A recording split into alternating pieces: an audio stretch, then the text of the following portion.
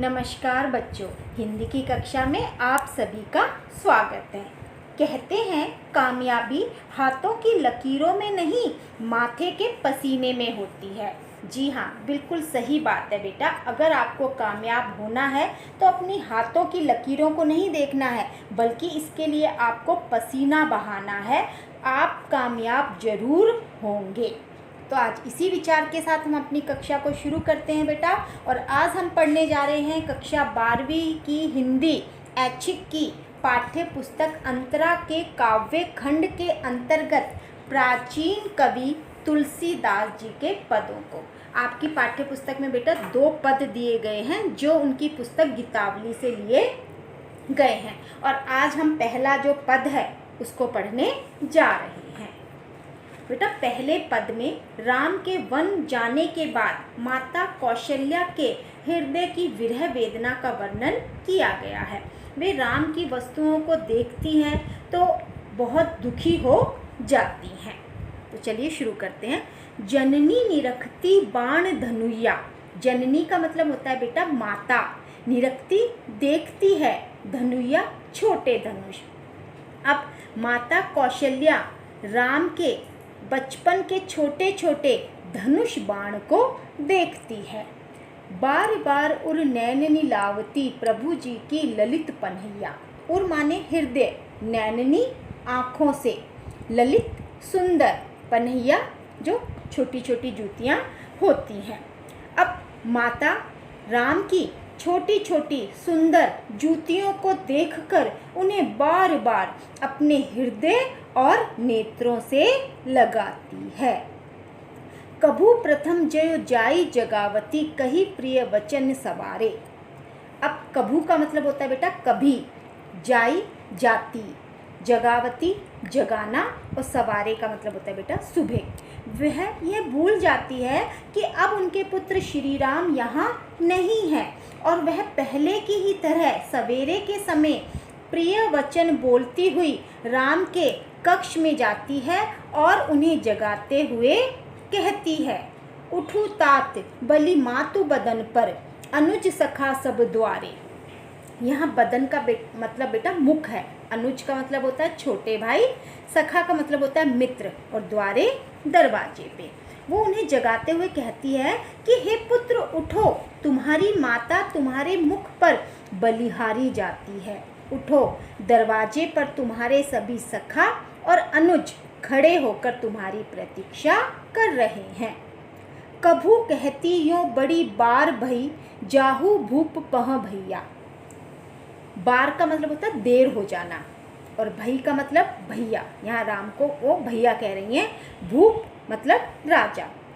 और कभी कहती हैं, भैया महाराज के पास जाओ, तुम्हें आज बहुत देर हो गई है। बंधु बोली जेया जो भावे गई निछावरी मैया। जेया का मतलब होता है बेटा जीवना, भोजन करना, ठीक है। तो वो कहती है कि अपने भाइयों और साथियों को बुला लो, जो अच्छा लगे वह खा लो, तुम्हारी माँ तुम पर न्योछावर हो जाती है। कभू समूझी वन गमन राम को रही चकी चित्र लिखी सी। लेकिन जैसे ही उसको स्मरण होता है कि राम तो यहाँ है ही नहीं, वे तो वन गए हुए हैं, तब वे चित्र लिखी सी यानी चित्र के समान, और सा सी से अलंकार की पहचान कर ली हमने, उपमा अलंकार है। तो जैसे स्मरण होता है कि राम यहाँ नहीं है, वन को चले गए हैं, तब वह चित्र के समान स्तब्ध हो जाती हैं, स्थिर हो जाती हैं, उनमें कोई भी गति नहीं होती। तुलसीदास वह समय कहे ते लागती प्रीति सीखी सी।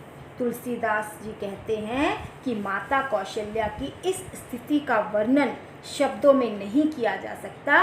उनकी दशा उस मोर के समान है जो प्रसन्न होकर नाचता है, पर जब वह अपने पैरों को देखता है तो रो पड़ता है। यही दशा कौशल्या की भी है। राम की चीज़ों को देखकर वह बहुत प्रसन्न होती है, भूल जाती है कि राम यहाँ नहीं है। जैसे ही पता चलता है कि राम यहाँ तो है ही नहीं, वे तो वन को गए हुए हैं, तो वह बहुत उदास हो जाती है। तो बेटा उम्मीद करती हूँ कि आपने इस पद को बहुत अच्छी तरह से समझा होगा बेटा। ये ब्रज भाषा में लिखा हुआ है।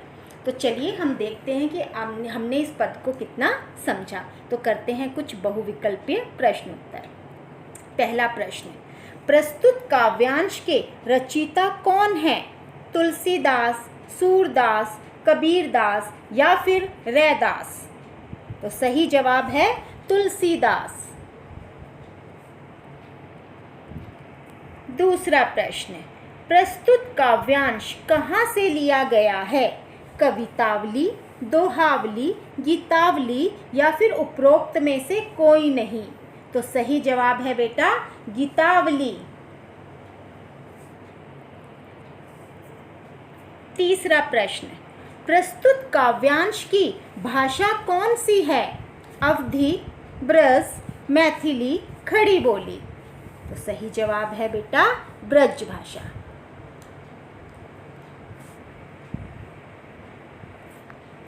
चौथा प्रश्न, जननी निरखती बाण धनुया, इस संपूर्ण पद में कौन सा रस है?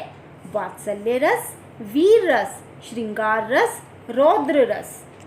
तो सही जवाब है बेटा वात्सल्य रस। कौशल्या का राम के प्रति प्रेम दिखाया गया है।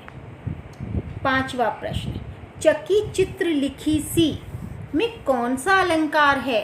अनुप्रास, उपमा, रूपक, यमक? तो सही जवाब है उपमा। जहाँ भी सा, सी, से, सरिस, तो यहाँ से हमें उपमा अलंकार की पहचान हो जाती है। छठा प्रश्न है, प्रस्तुत पद में किसके हृदय की विरह वेदना का वर्णन किया गया है?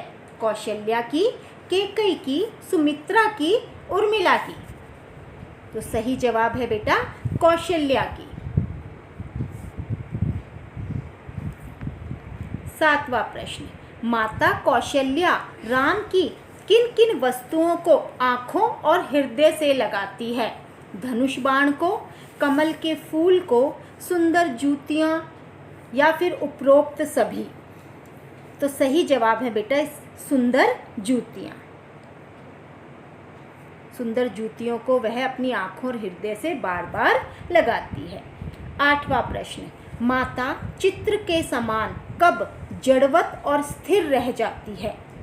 राम की जगह भरत के राजा बनने की बात सोचकर, राम के वनगमन को सोचकर, राम के विवाह की बात सोचकर या फिर राम के अयोध्या के राजा बनने की बात सोचकर? तो सही जवाब है बेटा राम के वनगमन की बात को सोचकर। नौवां प्रश्न है, लागती प्रीति सीखी सी में कौन सा अलंकार है? उत्प्रेक्षा, अनुप्रास, रूपक, उपमा? तो सही जवाब है बेटा उपमा।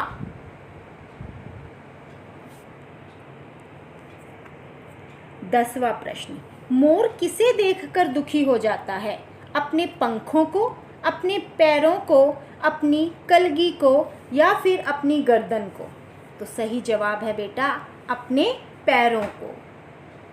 तो उम्मीद करती हूँ बेटा आपने इस पद को बहुत अच्छी तरह से समझा होगा। तो इंतज़ार कीजिए मेरी अगली वीडियो का। Good bye.